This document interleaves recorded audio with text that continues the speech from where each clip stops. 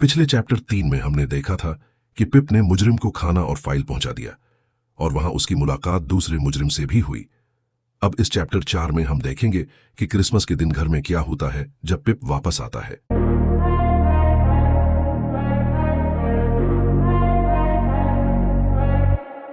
पिप को पूरी उम्मीद थी कि वह बावर्ची खाने में एक पुलिस वाला बैठा हुआ पाएगा जो उसे गिरफ्तार करने का इंतजार कर रहा हो, लेकिन वहां न सिर्फ कोई पुलिस वाला नहीं था बल्कि चोरी का अभी तक किसी को पता भी नहीं चला था।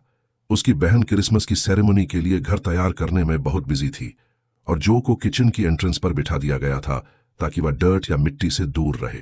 जब पिप घर पहुंचा तो बहन ने क्रिसमस का यह तोहफा दिया कि वह आखिर कहां था। पिप ने कहा कि वह क्रिसमस के सॉन्ग्स सुनने गया था। बहन बोली कि अच्छा, इससे बुरा भी कर सकता था। पिप ने दिल में सोचा कि इसमें कोई शक नहीं। फिर बहन ने कहा कि अगर मैं लोहार की बीवी ना होती और एक गुलाम ना होती जिसका एप्रन कभी नहीं उतरता तो मैं भी गीत सुनने जाती। मुझे खुद बहुत शौक है और यही बेहतरीन वजह है कि मैं कभी नहीं सुन पाती। जो मेरे पीछे बावर्ची खाने में आ गया था। जब बहन ने उस पर नजर डाली तो उसने नाक पूंछी और जब बहन की आंखें हटें तो उसने चुपके से 2 उंगलियां करास करके मुझे दिखाएं। यह हमारा इशारा था कि बहन गुस्से में है। यह उनकी मामूल यानी यूजुअल की हालत थी। उस दिन खाने में सूर यानी पिग का नमकीन गोश्त, हरी सब्जियां और 2 भुने हुए मुर्ग थे।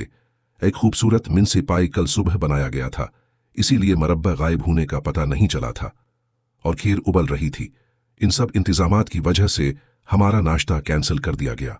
चुनांचिया हमें रोटी के टुकड़े दिए गए जैसे हम 2000 फौजी हों जो जल्दी मार्च कर रहे हों, और हमने माजिरत ख्वाह चेहरों के साथ दूध और पानी पी लिया।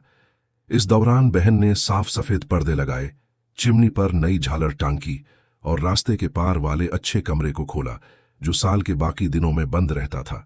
इस कमरे में चांदी के कागज लगे होते थे और चिमनी के शेल्फ पर 5 छोटे चीनी के कुत्ते रखे होते थे। हर एक की नाक काली और मुना में फूलों की टोकरी थी। बहन बहुत साफ सुथरी खातून थी, लेकिन इसमें यह खास बात थी कि वह अपनी सफाई को गंदगी से भी ज्यादा नाकाबिल बर्दाश्त बना देती थी। सफाई ईमान का हिस्सा है और कुछ लोग अपने मजहब के साथ भी यही करते हैं। बहन के पास बहुत काम था, इसलिए वह चर्च नहीं जा सकती थी। उसने जो और मुझे भेजा। जो काम के कपड़ों में एक मजबूत लोहार लगता था, लेकिन छुट्टी वाले कपड़ों में वह अच्छी हालत में खड़े डरावने पुतले जैसा लगता था। उसका कोई भी कपड़ा उसे सही नहीं आता था और हर चीज उसे काट रही थी। जब खुशगवार घंटियां बज रही थीं, वह अपने कमरे से बाहर निकला तो मुसीबत का बुत बना हुआ था। जहां तक मेरी बात है, मुझे लगता है कि मेरी बहन को यह ख्याल था कि मैं एक नौजवान मुजरिम हूं जिसे पुलिस ने मेरे यौम पैदाइश पर उठाया था और उसके हवाले किया था। मुझे साथ हमेशा ऐसा सुलूक किया जाता था जैसे मैंने पैदा होने के लिए जिद की थी। जब कभी मुझे नए कपड़े सिलाई करके दिए जाते, दर्जी को खास हुक्म दिया जाता कि उन्हें इस्लाही इदारे यानी रिहेबिलिटेशन सेंटर के कपड़ों की तरह बनाया जाए। चर्च जाने के लिए निकलते हुए हम दोनों की हालत काबिल रहम थी, लेकिन बाहर जो कुछ मैंने झेला वह अंदर के एहसासात के आगे कुछ ना था। जब भी बहन पेंट्री के करीब जाती, मुझे खौफ आ जाता। अपने गुनाहगार राज के बूझ तले मैं सोचता कि क्या चर्च मुझे इस खौफनाक जवान आदमी के इंतकाम से बचा सकता है। मेरे जहन में ख्याल आया कि जब पादरी कहता है कि अगर किसी को एतराज हो तो बोले, तो मैं उठकर वेस्ट्री में अकेले में बात करने को कहूंगा। मिस्टर वॉप्सल जो चर्च में असिस्टेंट थे, हमारे साथ खाना खाने वाले थे, और मिस्टर हबल जो पहिए बनाते थे और उनकी बीवी, और अंकल पंबलचुक जो के चचा थे, लेकिन बहन ने इन पर कब्जा कर रखा था। वह करीबी शहर में अनाज यानी ग्रेन के मर्चेंट थे और अपनी गाड़ी खुद चलाते थे। खाने का वक्त आ गया और मेहमान आ गए। मिस्टर वॉप्सल की नाक रूमन थी, फोरहेड बड़ा चमकदार और गंजा था और आवाज बहुत गहरी थी जिस पर उन्हें बहुत नाज था। इनके जानने वालों में ये बात मशहूर थी कि अगर इन्हें मौके दिया जाए तो वह पादरी को पढ़ पढ़कर बेहोश कर दें। मैंने मेहमानों के लिए दरवाजा खोला। पहले मिस्टर वॉप्सल, फिर मिस्टर और मिसेस हबल और आखिर में अंकल पंबलचुक याद रहे। मुझे उन्हें चचा कहने की इजाजत नहीं थी। अंकल पंबलचुक बड़े जिस्म वाले, भारी सांस लेने वाले, धीरे चलने वाले अधेड़ उम्र आदमी थे। इनका मुंह मछली जैसा था, आंखें फीकी थीं और रेतीले बाल सर पर सीधे खड़े थे। उन्होंने बहन को शीरी यानी मिल्क और पोर्ट वाइन की बोतलें दी। हर क्रिसमस पर वह बिल्कुल यही अल्फाज कहकर आते और बहन भी वैसे ही जवाब दी थी। हम बावर्ची खाने में खाना खाते और फिर मिवे और सैब के लिए अच्छे कमरे में चले जाते। बहन आज बहुत खुश थी, खास तौर पर मिसेस हबल की कंपनी में। इस अच्छी सोहबत में चाहे मैंने पेंट्री न भी लौटी होती, तब भी मुझे खुद का इस जगह से बाहर ही महसूस होना था। मीज पर मैं इस तरह दबा हुआ था कि मीज मेरे सीने में थी और पंबल कुक की एल्बो एक तरह से मेरी आंख में थी। मुझे बोलने की इजाजत नहीं थी और मुझे मुर्ग की टांगों के सिरे और सूअर के गोशत के वकूने या पार्ट्स दिए गए, जिन पर पिग को जिंदगी में कम से कम नाज रहा होगा। लेकिन मुझे इनसे कोई एतराज नहीं था अगर वह मुझे चीन से बैठने देते। लेकिन वह मुझे चीन से नहीं बैठने देते थे। हर थोड़ी देर बाद बात का रुख मेरी तरफ कर देते। खाना शुरू होते ही मिस्टर वॉप्सल ने थिएटर वाले अंदाज में दुआ पढ़ी। इस पर बहन ने मुझे घूर कर कहा कि सुन लिया, ग्रेटफुल हो जाओ। पंबल चूक ने कहा कि खास तौर पर उनका शुक्रगुजार हो जिन्होंने तुझे अपने हाथों से पाला। मिसेस हबल ने सर हिलाया और मुझे इस ट्रेजिक नजरों से देखा कि मैं कभी अच्छा नहीं हूंगा, और पूछा कि नौजवान कभी शुक्रगुजार क्यों नहीं होते। ये पजल मिस्टर हबल ने हल किया कि नौजवान फितरी तौर पर बदजात होते हैं। सबने सरगोशी की कि सच है, और मुझे खास तौर पर नाखुशगवार अंदाज में देखा। जब मेहमान होते थे तो जो का स्टेटस और भी लो हो जाता था, लेकिन वह हमेशा मेरी मदद करता था। खाने के वक्त वह मुझे यखनी दे देता था। आज काफी यखनी थी तो इसने मेरे पलेट में आधा पिंट यखनी डाल दी। थोड़ी देर बाद मिस्टर वॉप्सले ने चर्च वाले सरमन पर तनकीद की और बताया कि अगर चर्च खोल दिया जाता तो वह खुद कैसा खुतबा देते। उन्होंने कहा कि आज के दिन के लिए जो टॉपिक चुना गया वह बहुत नाकिस है, जब इतने और टॉपिक्स मौजूद हैं। पंबल चूक ने कहा कि बहुत से मौजूआत घूम रहे हैं, अगर किसी को उनकी दुम पर नमक छिड़कना आता हो तो। थोड़ी देर सूझकर बोले कि जैसे सूर का गोश्त ही ले लो, ये भी एक टॉपिक है। मिस्टर वॉप्सल ने कहा कि नौजवानों के लिए इसमें बहुत से मॉरल लेसन्स हैं, और मैं जानता था कि अब यहां वह मुझे घसीटेंगे। पेन ने मुझे सख्ती से कहा कि पिप अब सुनता जा, और जो ने मुझे कुछ और यखनी दी। मिस्टर वॉप्सल ने अपनी गहरी आवाज में कहा और अपने कांटे से मेरे शर्मिंदा चेहरे की तरफ इशारा किया कि सूर उस बेटे का साथी था जो गया और खो गया। सूर का पीटूपन हमारे सामने मिसाल के तौर पर पेश किया गया है नौजवानों के लिए। जो कुछ सूर में घिनौना है वह लड़के में और भी घिनौना है। मिस्टर हबल ने कहा कि या लड़की में भी वह और घिनौना होगा। मिस्टर वॉप्सल ने कुछ चिढ़ते हुए कहा कि बिल्कुल, लेकिन यहां कोई लड़की मौजूद नहीं है। पंबल चुक ने अचानक मुझ पर अटेंशन फोकस करते हुए कहा कि सोच, तुझे किस किस का शुक्रगुजार होना चाहिए। अगर तू पैदा ही सूर बनाकर हुआ होता तो क्या अब यहां होता। बहन ने बड़े जोर से कहा कि ये ऐसे ही पैदा हुआ था। जो ने मुझे कुछ और यखनी दी। पंबल चुक ने कहा कि मेरा मतलब चौपाया वाला है, यानी 4 पैरों वाला। अगर तू ऐसा पैदा होता तो क्या अपने बड़ों के साथ बैठा होता, उनकी बातें सुन रहा होता? नहीं। और तेरी किस्मत क्या होती? तुझे बाजार में भाव लगाकर बेच देते और कस्साब आकर तेरा खून बहा देता, फिर तुझे हाथों से ना पालना होता। मिसेस हबल ने मेरी बहन से हमदर्दी करते हुए कहा कि ये आपके लिए बहुत मुसीबत रहा होगा। बहन ने कहा कि मुसीबत, और फिर इन तमाम बीमारियों की फेहरिस्त शुरू कर दी जो मुझे हुई थी।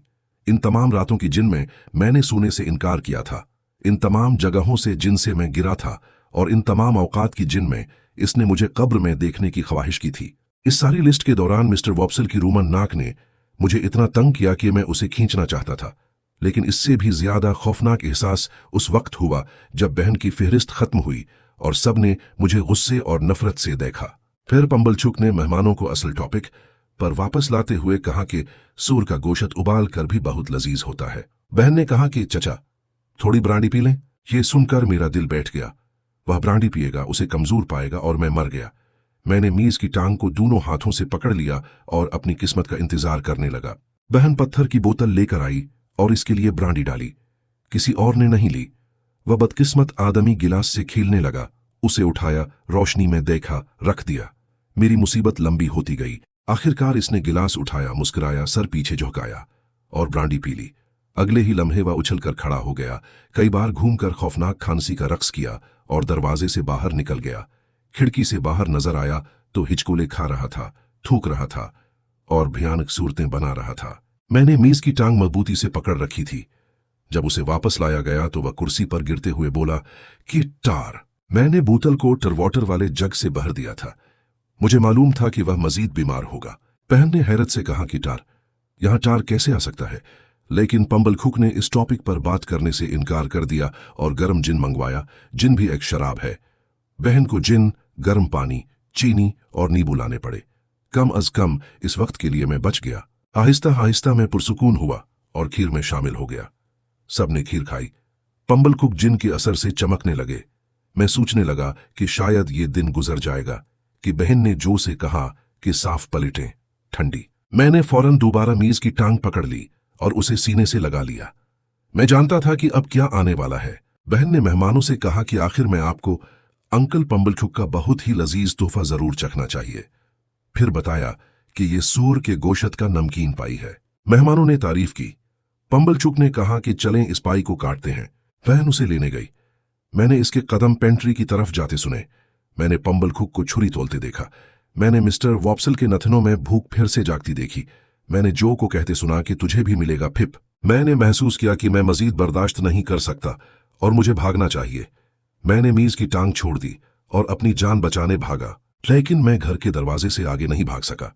वहां मैं सीधा जाकर सिपाहियों की एक पार्टी से टकराया जो अपनी बंदूकें लिए हुए थे।